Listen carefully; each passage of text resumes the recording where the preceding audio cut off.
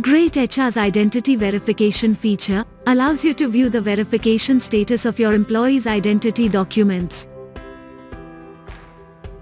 From your greytHR admin login, navigate to the identity verification page under the admin section of the employee module to get started.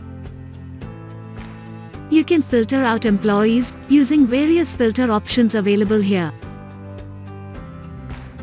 In this section, you can view the verification status of employee documents that were uploaded via the employee profile page. If an employee has given multiple identity documents, then various rows are displayed for that employee. If a document has been verified, you can check the box under the verified column. Click here to watch a video updating and verifying employee PAN number. With that, we come to an end. Thank you for watching the greytHR How to video series.